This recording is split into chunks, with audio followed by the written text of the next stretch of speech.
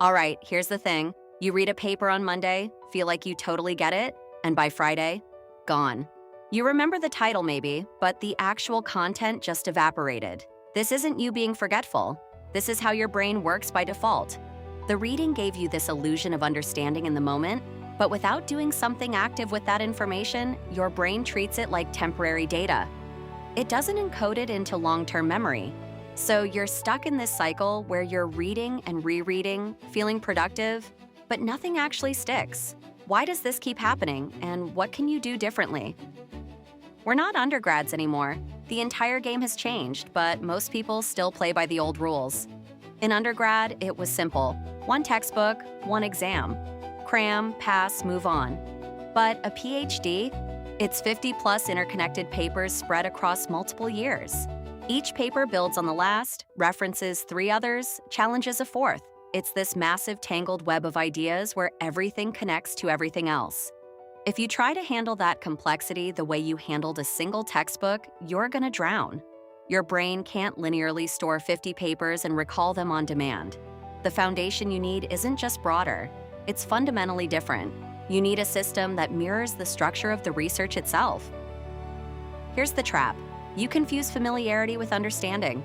You highlight a sentence, reread a paragraph, and it feels productive. Your brain says, yeah, I've seen this before, but that feeling is a lie. This graph shows what actually happens. You read on day 1, your confidence shoots to 100%. You feel like you've mastered it.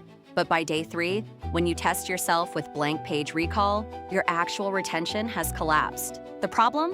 Highlighting and rereading are passive. They don't force your brain to do any work. They just signal to your memory system that the information is safe, that it doesn't need deep encoding. So you end up in this passive cycle, feeling competent while learning almost nothing. Imagine this. You sit down and read for 5 to 10 hours straight. Just papers, papers, papers. You're feeding your brain this massive amount of information, but zero time to process anything. No breaks, no digestion, no active thinking. What happens? Your brain vomits it all back out. You lose up to 90% of what you just spent hours reading. It's called cognitive overeating, and it's brutal. Your brain isn't a hard drive. It can't just store raw data. It needs time to make sense of things, to connect new ideas to what you already know, to actively retrieve and reorganize. Without that digestion phase, all that reading is just noise. You're working incredibly hard and retaining almost nothing. Here's the shift you need to make. Stop being an amateur consumer and start being an active synthesizer. An amateur consumer highlights text aggressively, reads everything chronologically from start to finish, aims for 100% immediate comprehension, and relies entirely on rereading to study. But an active synthesizer? They translate concepts into their own words. They read categorically by theme, not just in order. They accept the 70% perfection rule. You don't need to understand everything perfectly the first time. And most importantly, they rely on active recall and testing. They force themselves to reconstruct ideas from memory. One approach feels productive, but builds nothing. The other actually changes how your brain encodes information. Your brain is engineered to solve problems, not hold raw data. The forgetting curve exists because your brain has a biological limit on how many isolated facts it can store. If you just memorize names, dates, statistics, they decay fast. But if you force your brain to actively retrieve information, to reconstruct it from scratch, you're using the part built for synthesis and problem solving. That's where long-term memory actually forms. So to remember a paper, you can't just read it and hope it sticks. You have to actively engage. Test yourself. Explain it to someone. Connect it to other work. The struggle to remember is exactly what builds the neural pathway. Without that struggle, your brain treats the information as temporary. Instead of relying on your brain to remember everything, build a reliable external system that does the remembering for you. The old way is to memorize papers chronologically, stacking them by month or year, October 2023, June 2024, and so on. But that's sequential memory, and it collapses under complexity. The new way, a categorical node network. You organize concepts by theme. Concept A connects to Concept B, which links to Topic C and Theme D. You're mapping ideas, not timelines. When you encounter a new paper, you don't just add it to the pile. You ask, where does this fit? What does it connect to? This external system mirrors how your brain actually thinks, through relationships and patterns, not dates. Step 1. Filter the noise with the PACER sieve. Not all information is equal.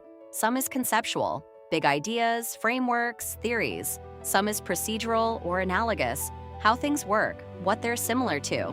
And some is just hard facts, dates, statistics, specific numbers. The PACER sieve helps you sort this automatically. Concepts go to your mind maps, where you build relationships and understanding. Hard facts, evidence, reference data go to flashcards, where you drill them into memory through repetition. This isn't about reading less, it's about routing information intelligently. You're not trying to remember everything the same way. You're using the right tool for the right type of knowledge. Step 2. Forge literature notes in your own words. Here's the critical thing. Direct quotes are useless for comprehension.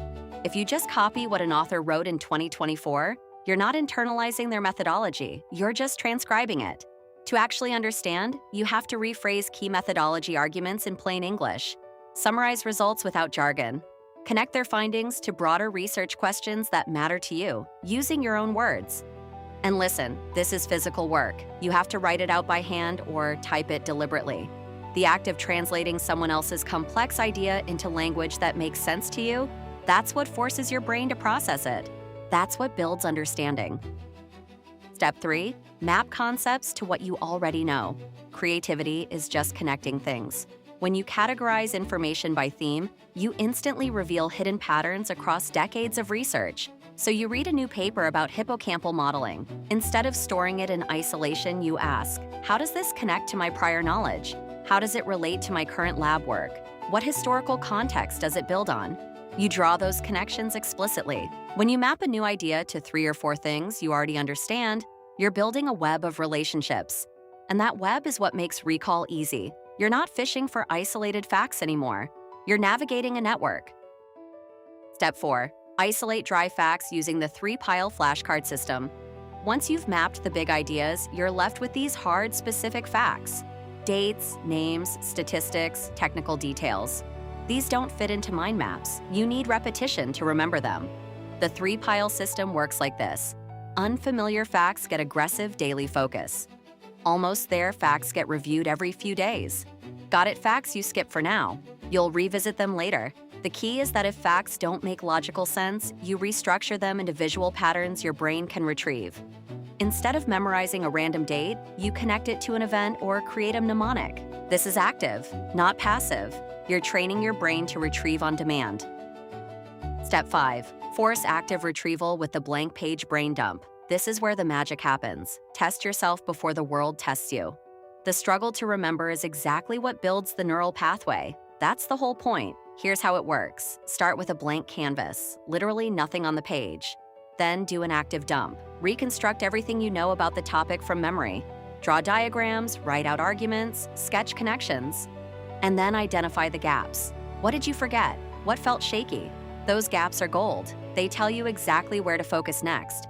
This method is uncomfortable because it exposes what you don't know, but that discomfort is the signal that you're actually learning. Here's how the knowledge engine works when you put it all together. It's a cycle and it's continuous. You start with the sieve, that's PACER, which filters incoming information into concepts and facts. Facts go to flashcards, where you feed memory through repetition. Concepts go to literature notes, where you translate ideas into your own words and feed your mind map. Your mind map is the core. It's where you categorize, connect, and synthesize everything. And then, from your mind map, you loop back to the blank page brain dump. You test yourself, identify gaps, and the cycle starts again. This system is self-reinforcing. Each loop strengthens the network. You're not just reading papers anymore. You're building a living knowledge engine. Writing a paper is no longer a blank page. It's an assembly line. Once you actively digest your reading using this system, writing your own research becomes fundamentally easier. You've already got pre-built literature notes, your own words, your own synthesis. You've got theory blocks, method blocks, data blocks, all organized and ready. You're not starting from scratch, staring at a blank page, panicking about where to begin. You're just assembling high-quality ideas you already own. You pull from your mind map, your flashcards, your notes, and you arrange them into a coherent argument. The hard work of comprehension and synthesis happened earlier, during reading. Writing is just assembly, and that shift is transformative. The goal isn't to read 50 papers. Sure, you'll probably read 50 papers, maybe way more, but that's not the point. The goal is to build a foundation of knowledge that permanently shifts your perspective. You're not just collecting information, you're constructing a way of seeing the world. Build the system, do the work, connect the dots. Each paper isn't just another item on a list, it's a node in a network. And as that network grows, your ability to think, to synthesize, to contribute original ideas, it all expands. So don't chase the number, chase the transformation.